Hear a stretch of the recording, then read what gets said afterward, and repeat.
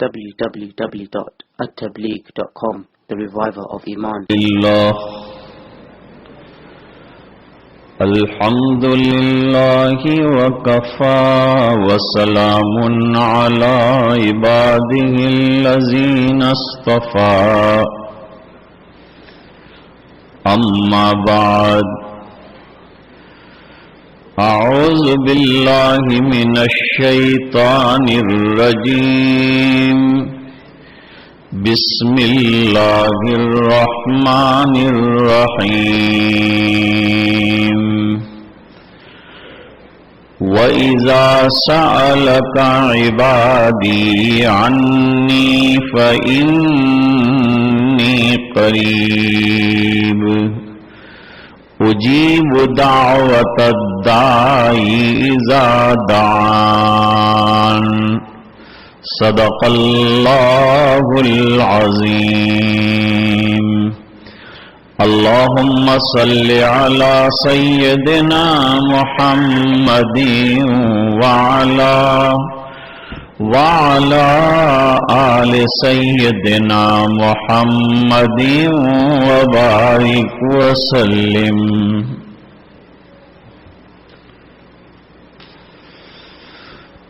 پہلے تو میں آپ حضرات کو اتنی رات دیر سے دین کی بات سننے کے لیے بیٹھ جانے پر مبارکباد پیش کرتا ہوں. اس بنا پر کہ اگر یہ وقت ہوا ہوتا اور جس علاقے سے میں آ رہا ہوں وہاں میں ہوتا تو شاید کچھ لوگ نہ ہوتے، لیکن یہ آپ کا دینی جذبہ ہے کہ اللہ تعالیٰ نے آپ کو دن بھر کام کرنے کے بعد بھی یہ ہمت عطا فرمائی کہ 20 رکعت تراویح کی، 4 رکعت فرض، وتر، نوافل کے بعد بھی آپ تشریف رکھتے ہیں. اللہ تعالیٰ اس جذبے کو باقی رکھے اور برقرار رکھے.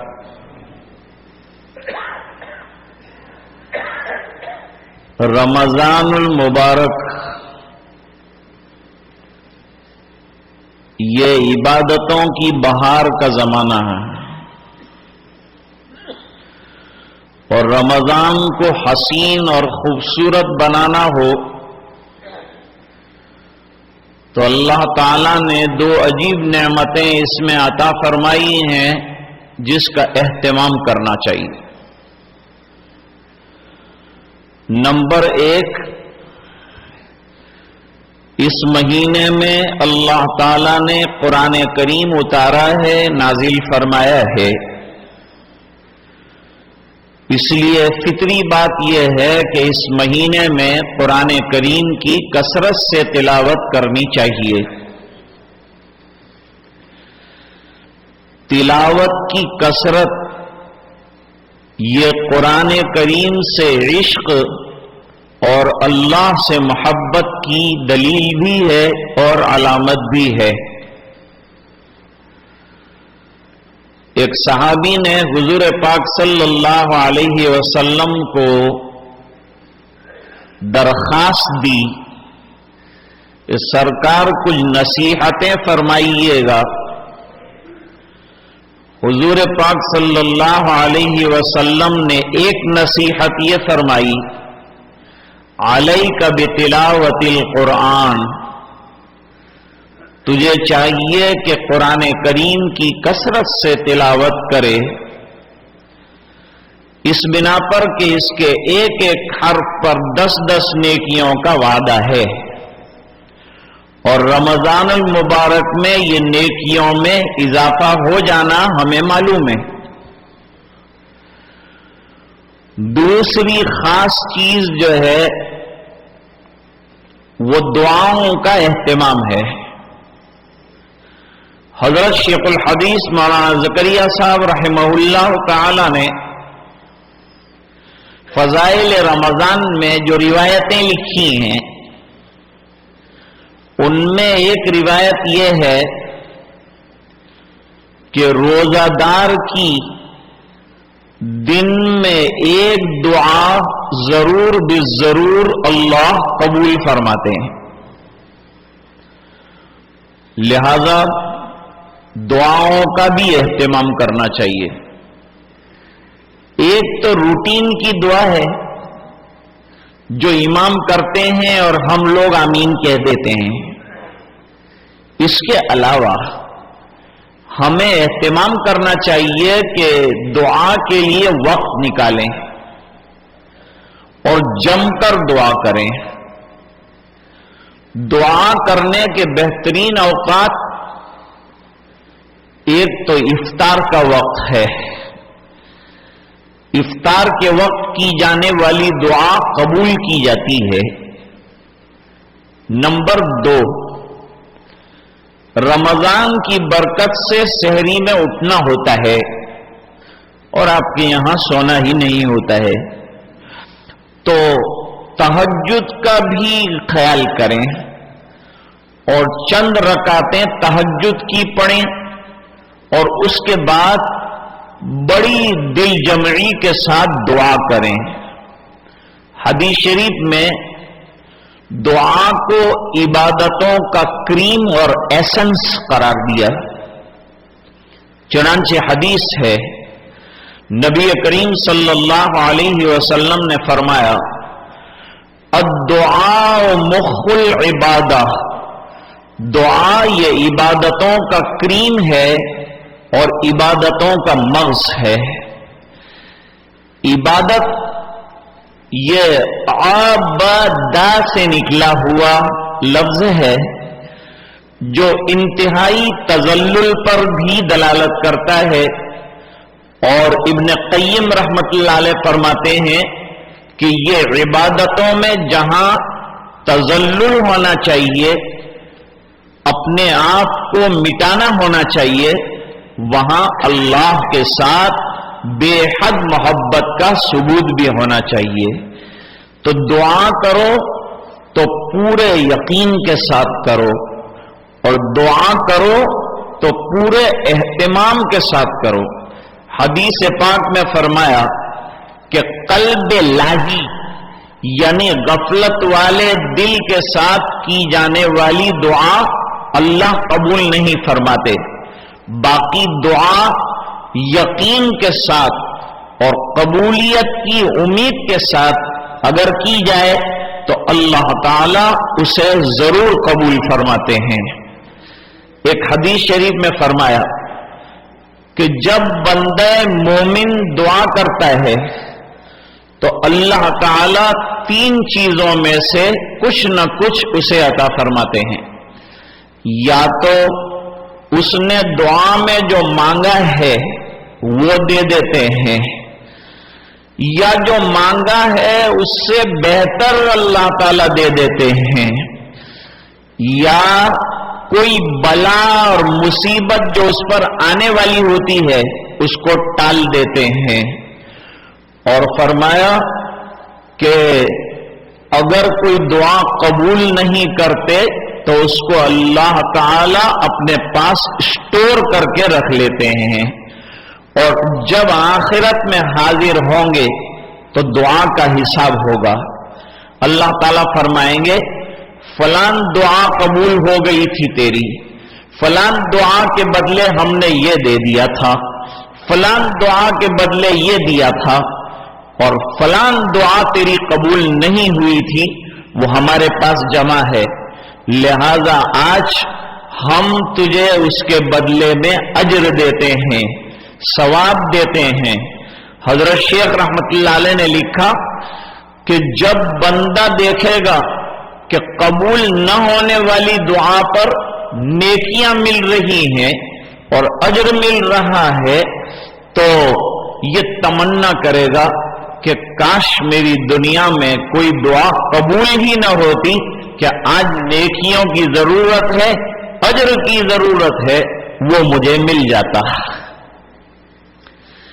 دعا میں اللہ نے عجیب تاثیر رکھی ہے. میں ایک چھوٹا سا واقعہ سنا کر بات کو انشاءاللہ ختم کر دوں گا. خواجہ معین الدین چشتی سنجری اجمیری رحمت اللہ علیہ. کوئی بھی ہندوستانی یا مسلمان شاید حضرت خواجہ صاحب کے نام سے ناواقف نہیں ہے. حضرت خواجہ صاحب جو ہیں وہ اپنے شیخ خواجہ عثمان ہرونی رحمت اللہ علیہ کے ایما پر اور اشارے پر،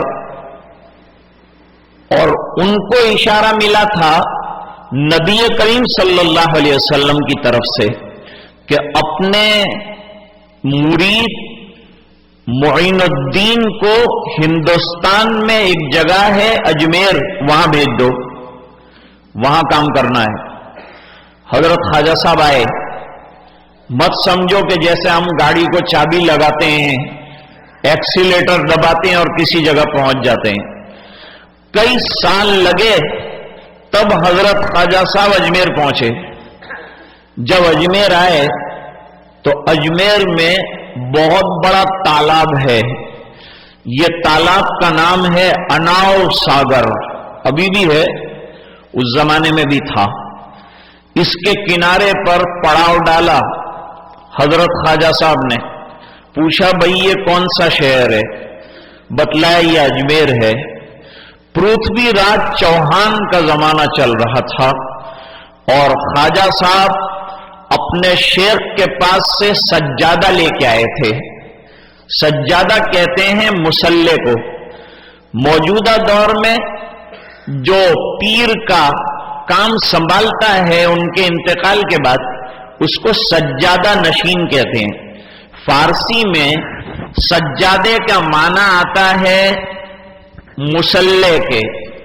گویا کہ جو پیر ہوتا ہے وہ اپنے جانے کے بعد اپنے مصلے پر اپنے مجاز کو بٹھا کر جاتا ہے. میں نے بھی اللہ سے لیا، تو بھی اللہ سے لینا. میں نے اللہ سے مانگا، تو بھی اللہ سے مانگنا. میں نے اللہ سے ربط رکھا، تو بھی اللہ سے عشق پیدا کرنا. تو اصل سجادہ نشین کا کام تو یہ ہوتا ہے. لیکن موجودہ دور کے سجادہ نشین کے پاس سب ہوتا ہے لیکن مصلی نہیں ہوتا، اور سب ہوتا ہے لیکن تسبیح نہیں ہوتی، اور دولت بہت ہوتی ہے لیکن ان کے پاس قرآن کریم کی دولت نہیں. اس وقت اجمیر شریف میں 10,000 سے زیادہ خدام ہیں اور ہر ایک جو ہے وہ کروڑ پتی ہے. مغل دور کے بادشاہوں نے ان کو بڑی بڑی جاگیریں دی تھی اور بڑی بڑی جائیدادیں دی تھی. وہ بڑے مالدار ہیں. بہرحال خواجہ صاحب آ گئے. سنیاسی جتنے تھے اور سادھو سنت وہ حیران پریشان کہ یہ کون آ پڑا، کیونکہ وہ سب کوے تھے اور حضرت بلبل تھے. ان کو لگ رہا تھا کہ یہ کووں میں بلبل آئی کہاں سے. انہوں نے بادشاہ کے یہاں اور راجا کے یہاں فریاد کی. راجا نے طرح طرح سے ستایا. 105 سال کی عمر ہوئی ہے حضرت خواجہ معین الدین چشتی رحمت اللہ علیہ کی.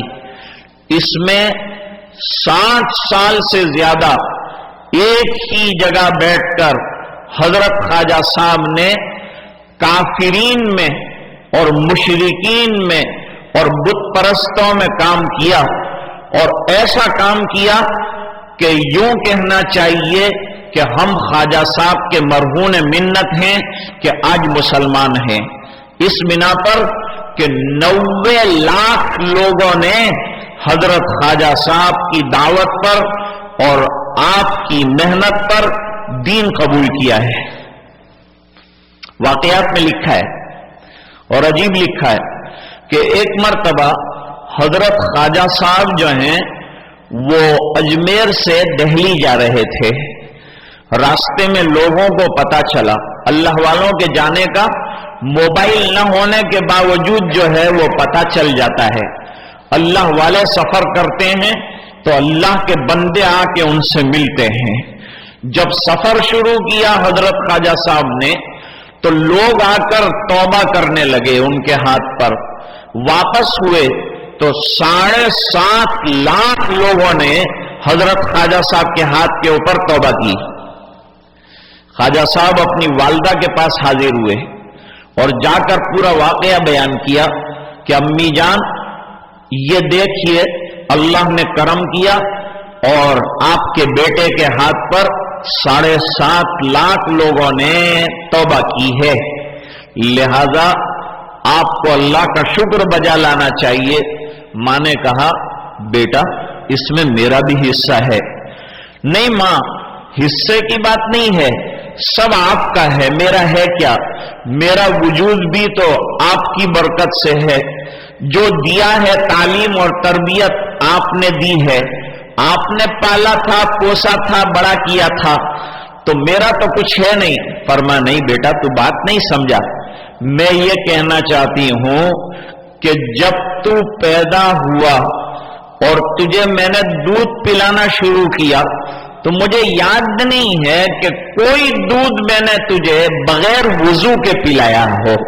یہ اس کی برکت ہے کہ آج تجھے متقی بنایا، اللہ نے ولی بنایا، اللہ نے اپنا پیارا بنایا اور تیرے ہاتھ پر لوگ رجوع کر رہے ہیں اور توبہ کر رہے ہیں.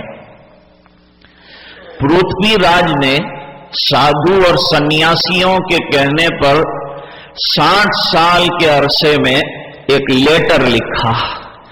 وہ لیٹر میں لکھا کہ کل صبح آفتاب نکلنے سے پہلے تمہیں اجمیر چھوڑ دینا ہے، کیونکہ چاروں طرف حضرت کے مرید پھیلے ہوئے تھے.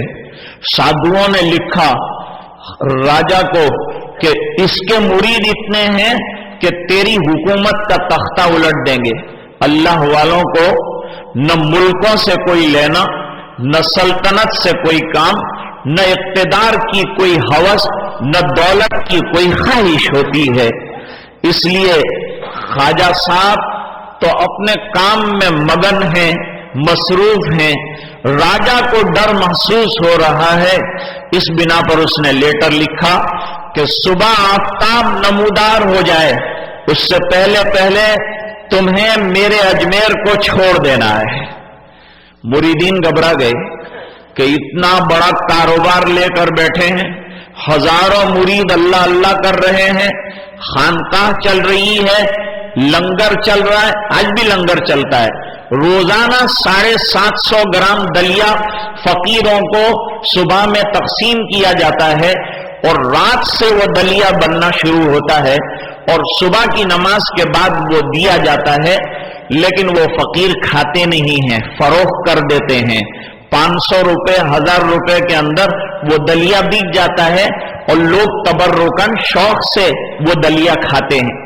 پہلے خواجہ صاحب نے نظام بنایا تھا کہ میرے آنے والے ہر مرید کو روزانہ 24 گھنٹے کا کھانا دلیا جو ہے وہ دے دیا جائے. وہ پیسی ہوئی جو ہے دال ہوتی ہے وہ دے دیا جاتا ہے، جو نما ہوتا ہے وہ دے دیا جاتا ہے، گیہوں ہوتے ہیں پسے ہوئے، اس میں پانی تھوڑا سا ڈال دیا اور اس کو ابال لیا، یہ دلیا ہوتا ہے. تو وہ کھاتے تھے یہ حضرات.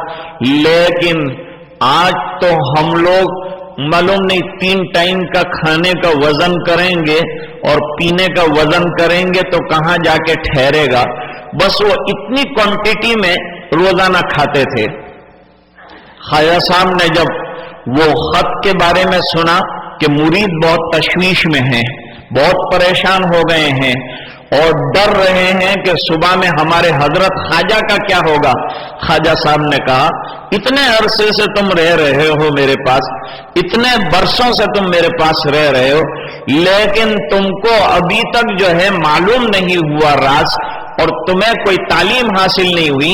لاؤ میرے ہتھیار لاؤ. اب مرید اور گھبرائے.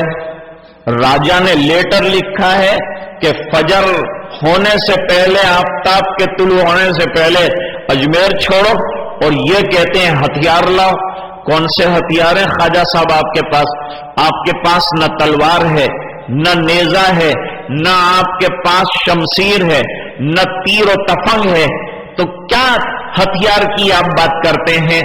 خواجہ صاحب نے فرمایا اتنے عرصے سے تم میرے ساتھ رہ رہے تھے، اتنے عرصے سے میری صحبت میں تھے، تمہیں معلوم نہیں ہے کہ ایک مسلمان کا ہتھیار کیا ہو سکتا ہے؟ فرمایا ہمارا ہتھیار کیا ہے؟ دعا۔ ہاتھ اٹھا لیے تو یہ سب سے بڑا ہتھیار ہے۔ ہمارے بزرگ جو تھے ان کا انٹرویو لیا، انگلینڈ جا رہے تھے تو انٹرویو لیا، انٹرویو لینے والے نے پوچھا کہ ہم نے سنا ہے کہ آپ بہت زیادہ پالیٹکس کے اندر انٹرسٹڈ ہیں اور انٹرسٹ رکھتے ہیں، آپ کا پالیٹکس کا سسٹم کیا ہے؟ انہوں نے جیب سے تسبیح نکالی اور فرمایا کہ یہ میری پالیٹکس ہے، اللہ اللہ یہ میری پالیٹکس ہے، اور سبحان اللہ یہ میری پالیٹکس ہے، اس سے آگے کی پالیٹکس میرے پاس نہیں ہے۔ انہوں نے کہا ہم نے سنا ہے کہ تمہارے پاس بہت بڑی پراپرٹی ہے۔ جواب دیا جی ہاں، میں یہ ہاتھ جو اٹھاتا ہوں تو پوری کائنات کی پراپرٹی میری ہو جاتی ہے، دعا میری پراپرٹی ہے۔ تو ایمان والے کا جذبہ، ایمان والے کا داعیہ، ایمان والے کی پراپرٹی، ایک مسلمان کا ہتھیار اور بہترین بچاؤ کی چیز اگر ہے تو کیا ہے؟ فرماتے ہیں یہ وہی دعا ہے جو حضرت خواجہ صاحب نے فرمایا لاؤ ہمارا وضو کا لوٹا لاؤ، لاؤ ہمارا مسواک لاؤ، اور وہ میرے شیخ نے جو سجادہ میرے کندھے پر ڈال کر دیا تھا وہ لاؤ، وہ لایا گیا، وضو کر لیا، مسواک کر لیا، مصلی بچھا دیا، اور مصلی بچھانے کے بعد 2 رکعت آہوزاری کے ساتھ اللہ کے حضور میں پڑھنے کے بعد ہاتھ پھیلا کر اللہ کے دربار میں مانگنا شروع کیا، رونا شروع کیا۔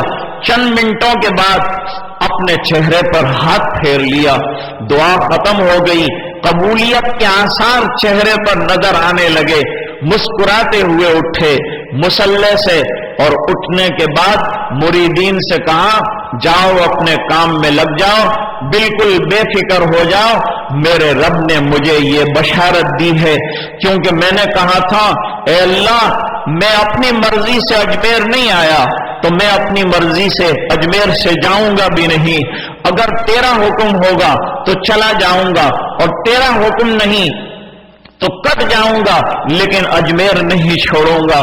مجھے اجازت ملی ہے کہ معین الدین اجمیر میں رہے گا، اور دنیا دیکھ رہی ہے کہ آج بھی اجمیر شریف میں مزار ہے خواجہ معین الدین چشتی رحمت اللہ علیہ کا، اور خواجہ صاحب نے فرمایا کہ جس نے یوں کہا ہے نا کہ تم چلے جاؤ ورنہ تمہاری زندگی کی خیر نہیں ہے، صبح ہونے سے پہلے پہلے مجھے یہ خبر دی گئی ہے کہ یہ خط لکھنے والا زندہ پکڑ کر اجمیر سے نکال دیا جائے گا۔